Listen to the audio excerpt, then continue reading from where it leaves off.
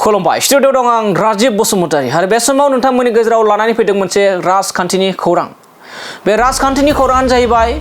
बिटिसिनि लेङाइ गाहाय मावफुं सोद्रोमा गबिन्द चन्द्र बसुमतारी बिथाङा बे समाव हाग्रामा महिलारी बिथांनि जा सोमावसारनायनि बाथ्राखौ लानानै इउपिपिएल राजखान्थिनि आखाइ दं होननानै बुंदोंमोन। बे बाथ्राखौ लानानै फिन जाथाय होदों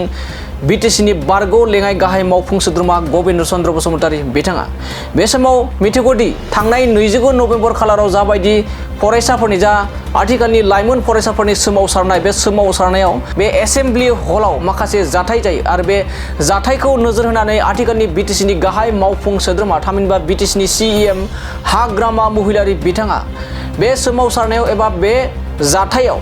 इउपिपिएल राजखान्थि दोलोनि आखाइ दं होननानै बाथ्रा एबा अजद होदोंमोन एबा दुलाराय बर' फरायसा आफाद आरो इउपिपिएल राजखान्थि दोलोनि आखाइ दं होननानै अजद दैखांदों आरो दैखांगासिनो दं। बेखौ लानानैनो हाग्रामा महिलारीनि बेबायदि बाथ्रा बुंनायखौ लानानै बारग'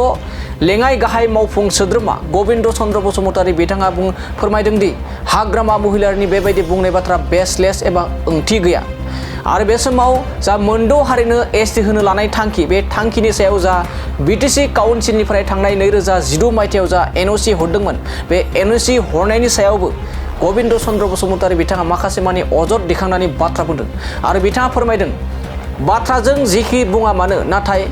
रिटेनै एबा लिरनानै हरनाया जोबोर गोरोन्थि जादों होननानै बे समाव बाथ्रा बुंदों आरो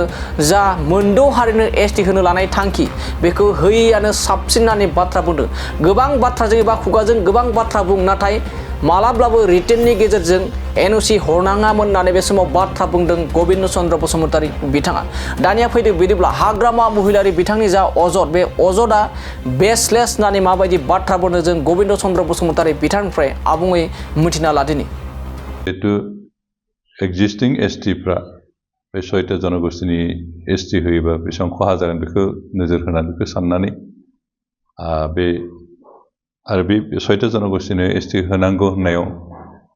हाग्रामा महिलारी बिथाङा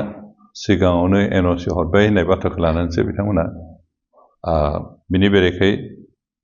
गावसोरनि खुद्रिनायखौ दिन्थिदों, सोमावसारदों। बेहाय खुनु इउपिपिएल जड़ित गैया आरो इउपिपिएलआ बे सोमावसारनायनि सोमोन्दै जेबो नलेजबो गैया। बेनिखायनो बिपिएफनि तरफनिफ्राय जिखिनि ब्लेम लाबोनो नागिरदों बे फल्स, बेसलेस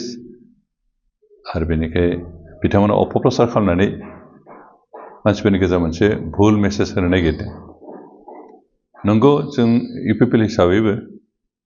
6टा जनगोष्ठीनो एसटि होनायखौ लुगैया, मानोना दिनै विभिन्न प्रकारे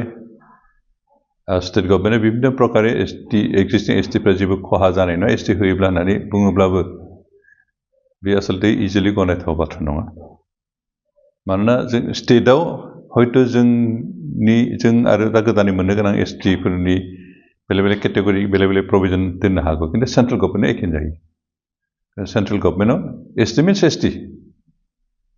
बे साख्रि बाख्रिनि खेथ्रआव एडमिसन एपइन्टमेन्टनि खेथ्रआव बा एडमिसननि खेथ्रआव बे एखेयानो जाहैगोन। एसटि माने गासिबो एसटि। बेयाव दा आसाम सरकार जेरै एसटि पि, एसटि भि होनो नागिरदों, बे सेन्ट्रेल गभर्नमेन्टनि माबा खाथि गैया। हयथ' जों स्टेटआव एसे एनै बासिनो हागौ, स्टेट गभर्नमेन्ट जि 10% एडमिसननि खेथ्रआव बा माबानि साख्रि बाख्रिनि खेथ्रआव बे हयथ' बासिनो हागौ, खिन्थु पलिटिकेल रिजार्भेसनाव बे हेंथा फैगोन, बे हेम्पार फैगोन। बेनिखायनो जों बेखौसो बुंनो सानो जोंनि साइडनिफ्राय अन्तत जेसेबां हायो पाके प्रकारे एसटि होआब्ला मोजां। आरो बे बिथिङाव जोंहा हाग्रामा महिलारी बिथाङा मोजाङै सानहरनानै एनअसि हरनाया बारा थिग जायाखै। ओरैनो स्टेट गभर्नमेन्टनिफ्राय बुंबाय थादों जे दा जिखिनि 6टा जनगोष्ठीखौ एसटि होनो नागिरदों बेवहाय बिथांमोननो बेलेग केटेगरिनि एसटि होगोन आरो बेबायदि एसटि होयोब्ला एसटि रिकगनाइज खालामनानै होयोब्ला एक्जिस्टिं ट्राइबेलफ्रा जेबो खहा जानाय नङा होनना बुंबाय थादों। स्टेटआव जोंहा जाया जानो हागौ, खिन्थु सेन्ट्रेल गभर्नमेन्ट जाहैगोन। बेनिखायनो जों बेखौसो लुगैदों। दा जिहेतु काउन्सिलनि मोनसे सरकार दं, बिथांमोनाबो एसे सांग्रां जानाया मोजां। जों लुगैयो जे एसटि होयोब्लाबो सेन्ट्रेल गभर्नमेन्टआनो जा स्टेट गभर्नमेन्टआवनो जा एक्जिस्टिं जायफोर माबा दं एसटि दं बिथांमोननि पलिटिकल रिजार्वेशन साख्रि बाख्रिनि रिजार्वेशन आरो एडमिशन इत्यादिनि रिजार्वेशना जाहाथे एक पैसाबो हेर-फेर जाया बेबायदि बेबस्थाजों जुदि सेन्ट्रेल गभर्नमेन्ट आरो स्टेट गभर्नमेन्टआ बिथांमोननि जेंनाखौ बोस्रांनो हायो जोंहा बेयाव बुंनांगौ गैया आरो खिन्थु बेबायदि डिसिसनखौबाबो जोंहा जिहेतु मोनसे काउन्सिल दं काउन्सिल सरकार legislative power administrative power executive power थानाय बायदि मोनसे सरकार दं 6 दिननि आन्दाराव दा बे सरकारनि एसेम्ब्लियाव बिल पास खालामनानै रिकमेन्ड खालामालासिनो जाहाथे जोंनि काउन्सिल ओनसोलाव इमप्लिमेन्ट 6 दिल एरियायाव जाहाथे इमप्लिमेन्ट जाया बे बुस्थुखौ माबानांगोन दा जेरैहाय कार्बि आंलं काउन्सिला बिथांमोननि काउन्सिल गभर्नमेन्टआव डिसिसन लायैखायनो बिथांमोननि एसेम्ब्लियाव बिल पास खालामनानै नाजावनानै लायैखायनो कार्बि आंलं थानाय बर'फोरनि एसटि हिल्स जिथु डिमान्ड बेखौ जों गनायहोनो हायाखै जोंनि बिटिसि सरकाराबो एक्चुअलि बेबायदि मोनसे डिसिसन लानायनि गेजेरजों जेब्लाहालागै गनाया अब्लालागै स्टेट गभर्नमेन्ट बा सेन्ट्रेल गभर्नमेन्टआ डिसिसन लाबाबो बे इमप्लिमेन्ट जानो मोना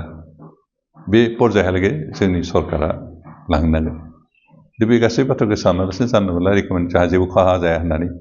रिकमेन्ड होनाया बे बारा थिग जायाखै आरो बेखौ होआब्ला मोजां जास्ट बिथांमोना खुगाजों जि बुंबाय थादों खिन्थु रिटिन ब्लेक एन्ड व्हाइट जाहाथे जेबो हआ हाग्रामा महिलारि दं आथिखालाव बा इन फिउचार सोरबाफोर फैयोब्लाबो जाहाथे बेखौ होआ आं बेखौसो एक्जिस्टिं एसटि